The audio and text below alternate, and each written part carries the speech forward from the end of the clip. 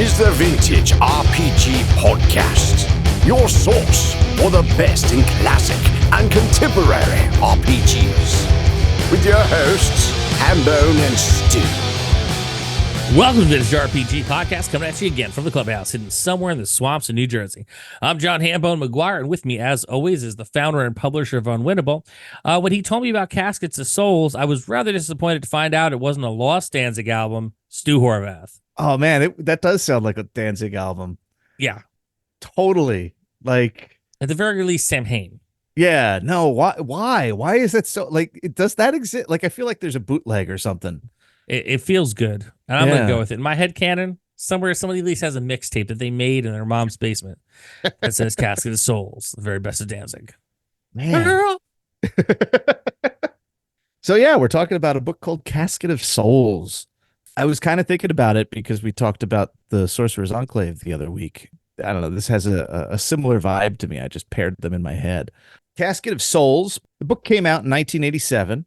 And it's sort of weirdly connected to the fighting fantasy game books line. It's written by Ian Livingstone, but instead of being published by Puffin, which published all the fighting fantasy books in the 80s and 90s, it's published by Penguin, but it's still obviously connected to, like, it feels like it's connected. Like, there's just a vibe that is coming off of this book that says it's screaming fighting fantasy. Unlike the fighting fantasy books, this is the larger format. I guess is that A4? A5 is the small one. A4 is the big one. A4 is the bigger one. A5 is the smaller one. A5 is digest size. A4 is bigger. Yeah. So it's A4. It's floppy. It's full color. And there's a contest connected to it, which we've talked about these sorts of things before. One of my favorite art books, puzzle books, Maze, had a $10,000 prize for solving it. Right. This one has the literal Casket of Souls as the prize. It was a one-time thing that was cast by Citadel Miniatures, gold-plated. There's two of them in existence, I believe. I think Livingstone has one of them, and the other went to the prize winner, who is a person in Ireland, I think. So, yeah, like, that's pretty cool. I guess you get a unique piece of metal with some gold on it. Wait, time out real quick. So how big of a casket are we talking? Like, it's like a miniature size casket, like, you know, to scale, sits on your desk. It's like a small trophy, or is it like a legit, like, you could bury me in this, but I would fear grave robbers would not let me stay in there long and evict me size casket? It looks like it would sit. The last illustration in the book is a hand with the fingers all spread out and the casket sitting in it. So I think it's about, palm sized. Okay. And it's got like a demon face on it, and it probably, the lid probably opens up and it's like a mouth, and it's cool. Yeah. All right. So it's desk size. You'll be able to look at it every day and be like, hell yeah. Yeah. This is definitely an awesome thing that's on somebody's shelf. Yeah, it's better than being grave robbed, I guess. But go on. Yeah. No, I mean, the only way you're getting buried in this is if you get cremated. Okay, that's another angle I didn't explore. All right, that's fun. So there's like this whole narrative to the book. Basically, this demon, I think he's just called Bone Demon, has woken up and has attacked the kingdoms of Amarillia. And he's incinerated all of the sorceress protectors of the world, and he's gone about enslaving and destroying the population. And the most powerful of the wizards, who is really supposed to take care of this and failed, has survived his death and is in some sort of limbo. And he's talking directly to you in the text of the book. And he walks you through, what's going on in the worlds of Amarillia and the few heroes and their struggle to escape. And wants you to look at, basically, you're looking to piece together a spell that could be used to use the casket on the Bone Demon to save the world and destroy the bone, or imprison the Bone Demon. Makes sense. Yeah. To do this, there are 12 treasures of Amarillia that are hidden in the pictures of the story. So there's 12 full color plates that are part of the puzzle. There's a couple more illustrations that aren't part of the puzzle, and we'll talk about those in a second. And you're basically meant to look for the treasures in these pictures. Then, once you've figured out which pictures have which treasures, that tells you the order in which the spell words are to be shaped. And I believe you're using the first letter of the titles of each page and rearranging them to form the text of the spell. Okay. Yeah, so like this is fairly straightforward in terms of the construction of the puzzle, but I'll tell you, man, it is really, really hard to find the artifacts in the pictures. Really? Yeah, I like to think of myself as a reasonably intelligent person who's has some observational skills, and like I found like two of them right off the bat. There's one that I am particularly pleased that I figured out. It's like the helmet of wisdom, yes, and it's just like one of those samurai helmets that you can fold Okay. out of a newspaper, like the origami helmet. You know what I'm talking Oh, about? hell yeah. I know what you're talking about. All right.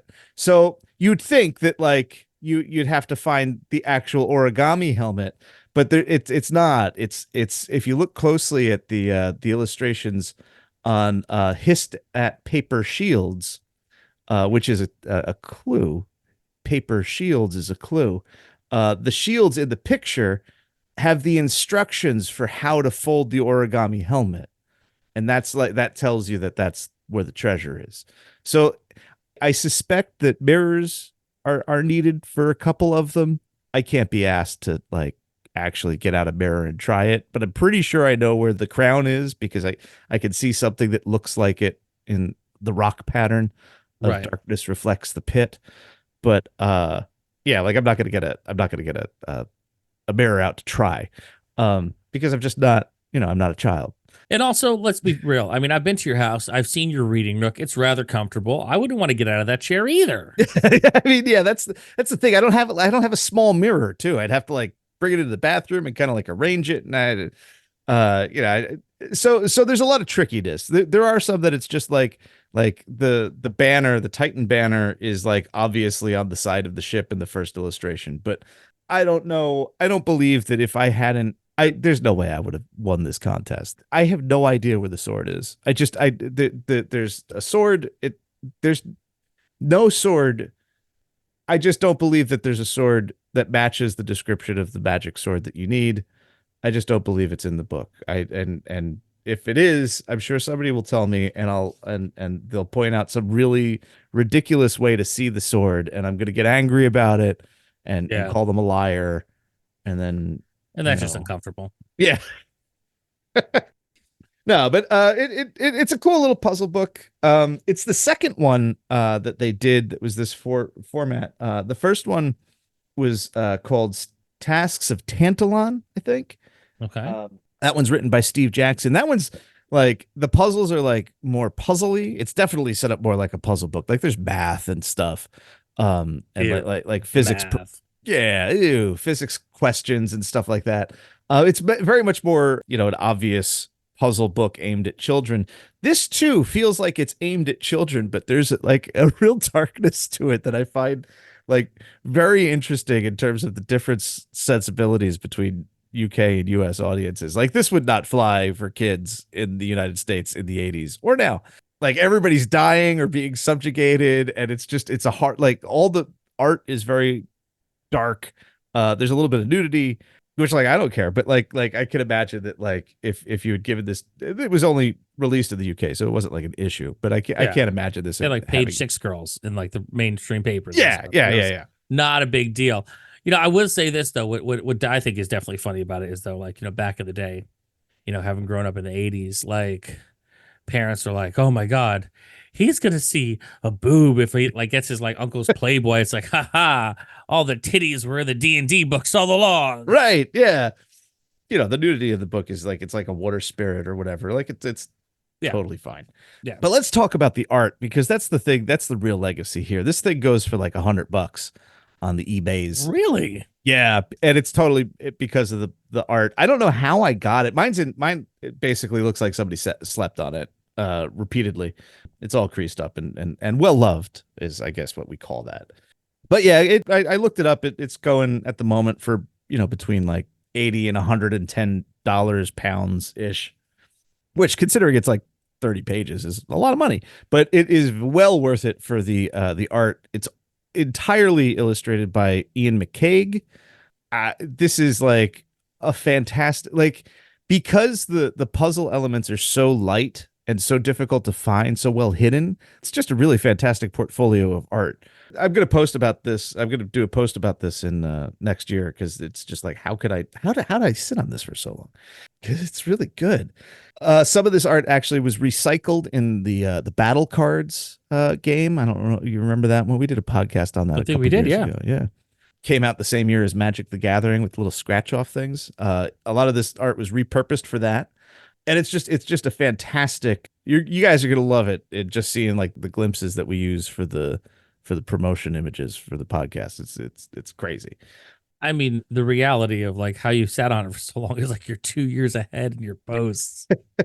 I've had this for a little while though. I'm pretty sure I got it in 2021. So like, there's no excuse. I should have posted this a long time ago. Yeah, fair play. Ian McCaig, I should point out, is responsible for the coolest part of the Phantom Menace, which is the design of Darth Maul. Oh shit, really? Yeah. So yeah. In addition to being like a really important, fighting fantasy artist, he's a really important Star Wars artist. There's a villain. I don't know if it's the Bone Demon himself, or there's this really great picture of he does of one of the wizards. He's sort of like summoning something out of his hand. So like there's this smoke rising out of his fingertips. It's a fantastic painting. But the demon is behind him. And in that particular painting, that demon looks so much like General Grievous. Like just the way the faceplates are, and like he's got like this long mouth and like with teeth. And it feels like a very proto General Grievous. I don't know if McCaig gets credit for that, or if he even worked on Grievous, but I would expect that there was some inspiration happening there. But yeah, it's one of those things that's just like just a fantastic little book. It is what it is. It doesn't purport to be anything more than that. The puzzle is very hard. I spent, I don't know, 2 hours on it yesterday, like trying it, being like, oh, I could crack this, and failing. I'm pretty sure I have like 4 out of the 12, and that seems. I have 3.5 because I'm not getting the mirror out for the crown. Yeah, I mean, just and here's something, I guess, a little side thought I want to pitch to you, right, bro? You got Jer. And once he gets like a little better at reading, because he's still a youngin', yeah, he might pick it up and see it in a completely different light and solve that stuff immediately. That's true. He's good at those finding books, yeah, man. But yeah, it's if you see it laying around someplace, snag it. I don't know how likely that is in the U.S., but if you're one of our UK listeners, and I have this vision of the UK as just like strewn with like, how like anywhere you find D&D books, like there's a copy of Keep on the Borderlands. Oh yeah. I picture that with like just all of the green spine fighting fantasy books are just stacked in the back of every bookstore. I know that's not true, but I would love to believe it. In my head canon, that is the 100% truth. Like in my brain, I guess I'm like, watching as much like old English television and like, movies and this and that. Like to me, like I just think of like England as a place that is like rife with books just everywhere. They're just, you can't throw a rock without hitting a book in the UK.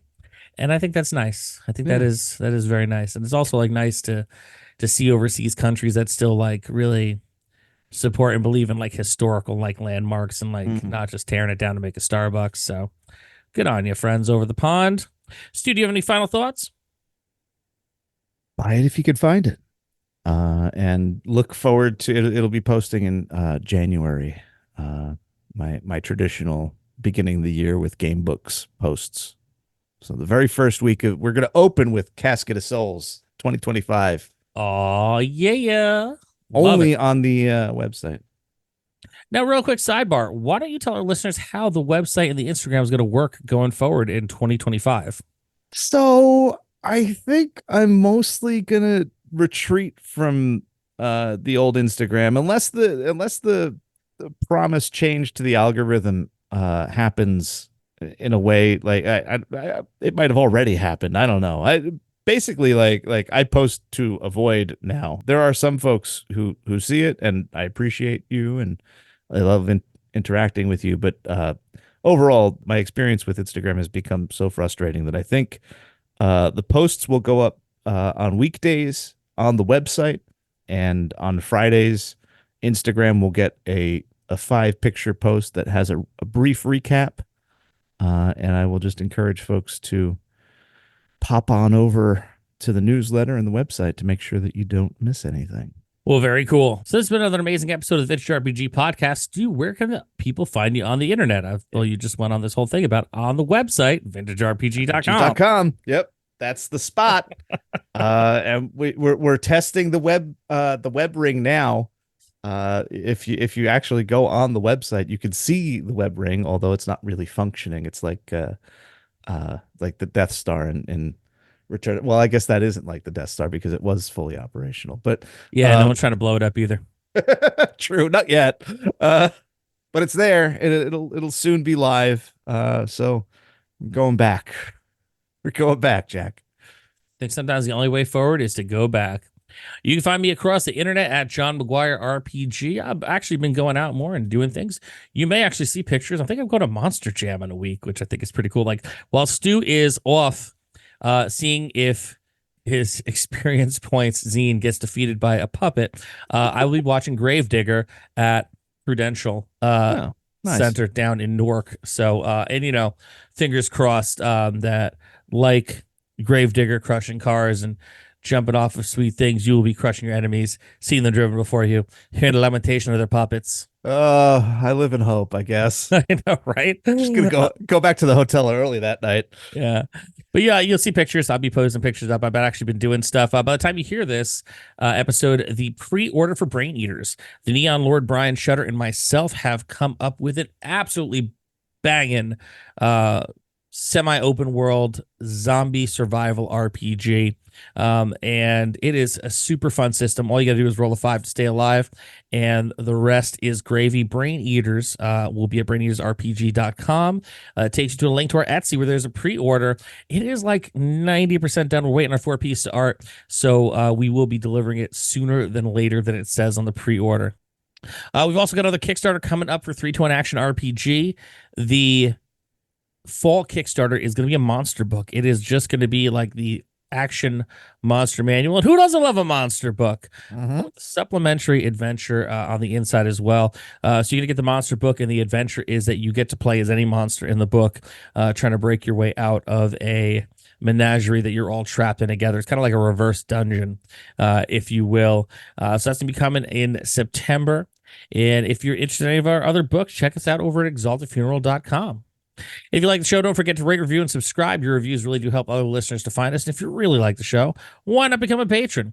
Patreon.com/vintagerpg. We got a behind-the-scenes look at the stuff that Stu's working on. We got a behind-the-scenes look at the stuff that I'm working on, both for Action and for other companies. We have a killer Discord community that we'd love for you to be a part of. Early release episodes for as little as $1 a month. You get them early on Friday or Saturday, depending on when we record them in the week. $5 gets you on my tier to rip an RPG with me once a month. $10 gets you on Stu's tier to be able to play in an ongoing West Marches campaign. We would love for you to be a part of it. Patreon.com/vintagerpg. So for Stu Horvath, I'm John Hambone McGuire. May the dice always roll in your favor.